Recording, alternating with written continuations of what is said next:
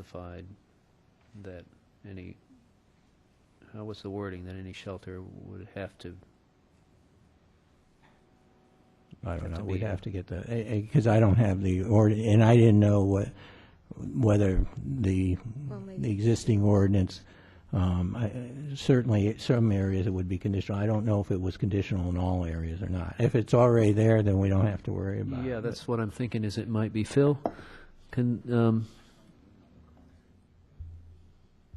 just for clarification, so this idea of conditional use versus special use, when the ordinance was amended to take out the 25 limit, it also made, didn't it also, well, can you tell us? Yeah, the current definition requires a special use permit, which is inherently a conditional use.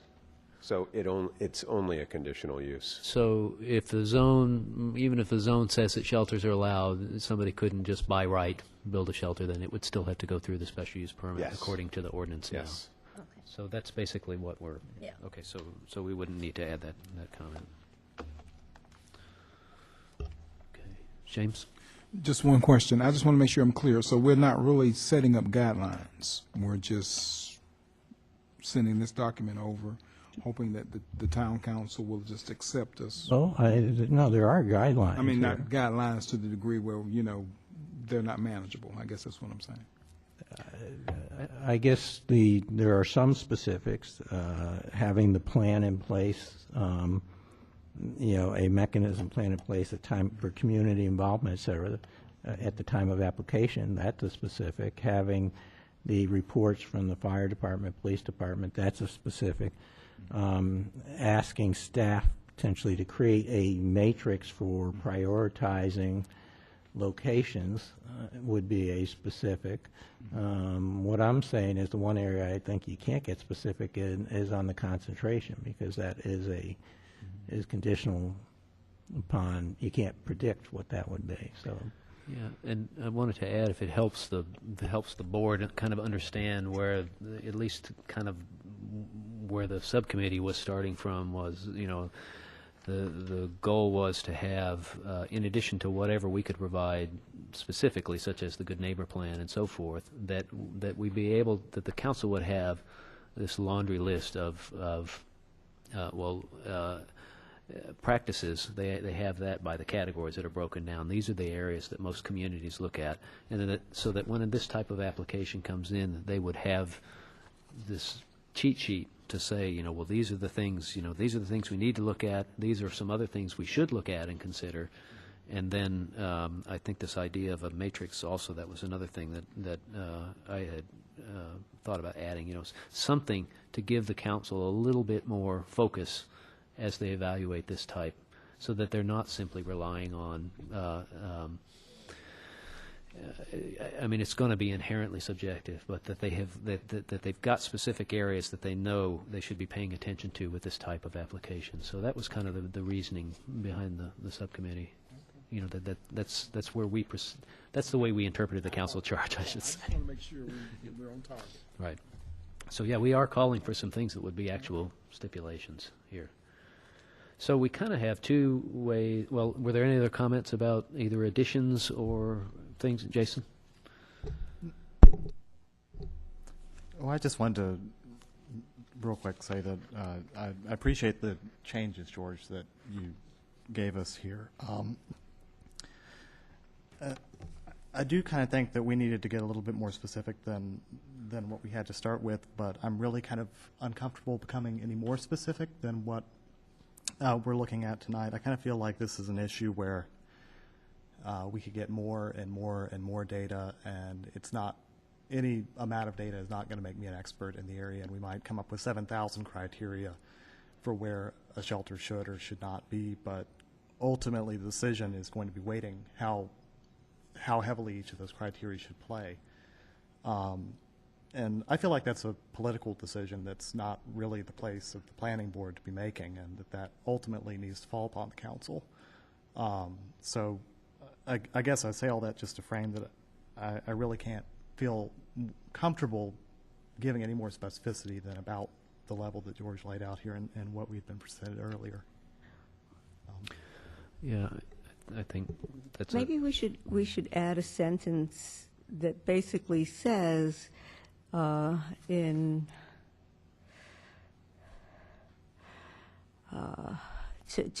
answer, a request for generic guidelines for any type of shelter, which will clarify the fact that, ranging from at risk to, well, I don't know what the other end of the range would be called, because I just certainly understand, as I said before, everybody's frustration in wanting to just deal with one kind of shelter here, but that's not what we're doing.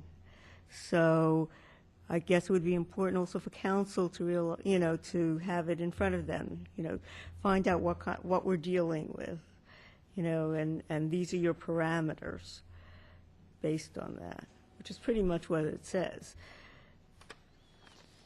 I think sort of an instructive example is the intercity visit a couple months ago. We went to Asheville. Well, the city of Asheville has their planning board approve very large projects. So multi-story buildings in the downtown area will go through the planning board and be approved by them without the council ever seeing them. I forget what the threshold is, but it's maybe it's much larger than our site plan review threshold. So.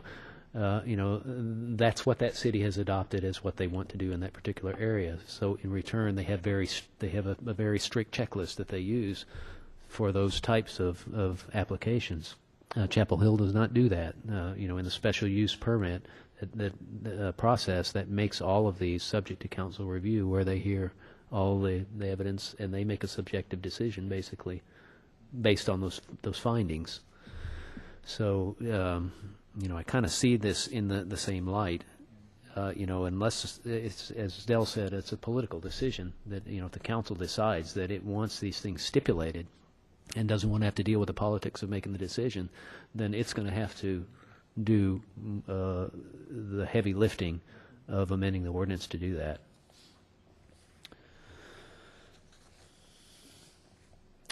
Well, we kind of have two ways we could proceed. We can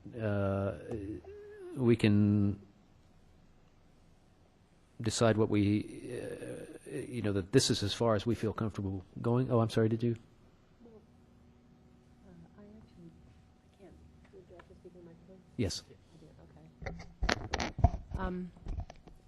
I come from a town that is, it's a different form of government than Chapel Hill has. It's a hamlet within a town.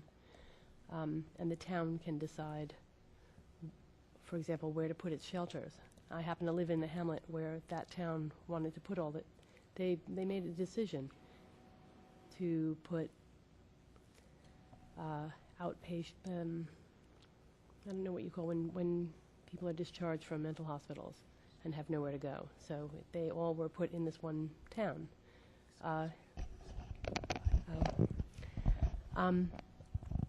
I have to distill it. I think if you have too many services in one place, you damage a neighborhood.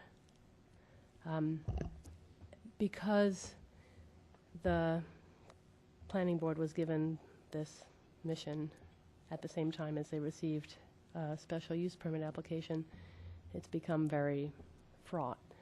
But I was struck that there's a women's shelter there. Or I think it's a battered women's shelter near the Homestead Road Social Service building. It's tucked away so as not to be very obvious because these families and women are basically hiding. And it seemed ironic to me to put a men's shelter very close by. It seemed almost an invitation to crime. I think that the density issue is a real one and has to be addressed.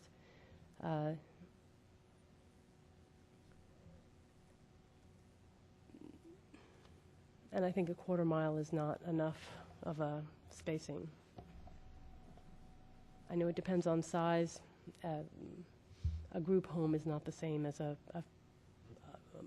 institutional type shelter, but we do have to think about spacing, even though it might be convenient to have all the social workers nearby in the Homestead Road building.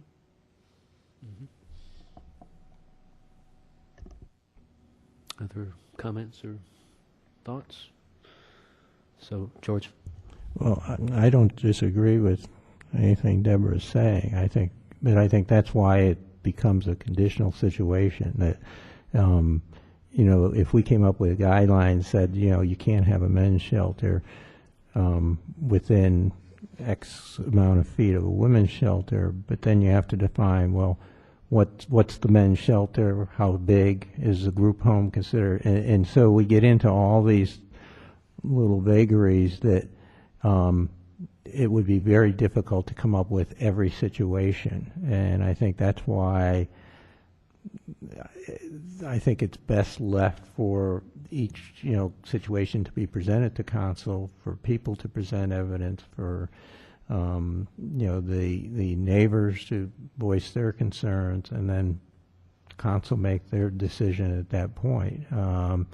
Now, certainly, we've talked about that, things, the proximity. We say that, certain things you don't want within certain areas. We don't want proximity to residential areas, and we're defining proximity as a quarter mile. In some situations that might be appropriate, and maybe others that's not far enough. I don't know. I mean, it depends on the density of the neighborhood. It depends on, if it's a quarter mile, but there's half-acre lots, and it's a very suburban area where, there aren't a lot of homes in that quarter mile or something, then that's a different situation than if you have a lot of apartment complex where you have a lot of people, a lot of children. So I just find it hard to come up with every situation, to try to anticipate every situation, and that's why I think it's better that it be done on a case-by-case basis where people can present the arguments pro and con for that specific situation. But I understand what you're saying, that, and I agree that there is such a thing as being too many potentially in a neighborhood, but I don't know what that mix is. So you could have, I'm not sure whether the senior center is a burden to anybody. Maybe some people think because some maybe older drivers, I don't know. But I mean, I haven't heard anybody specifically say it's a burden, but it's a social service. And so, every social service, I think, needs to be evaluated, again, on its own merits and what it does or doesn't do for an area. John? I like George's revisions and Dell's also. It's already almost 8:45, so I'd like to make a motion that we go with what we have and submit it to council. Our alternative is to do a much more thorough work on this, and my sense is that that's not what the board feels comfortable doing. So is there a second to John's motion? Seconded by Deborah. So the motion is to take the guidelines as they are with the additions that George has added, and also as marked in red here, and also with Dell's addition under the good neighbor plans. Let's see. How do we need to read this in? You could read it in. I can send the electronic version to you, and you can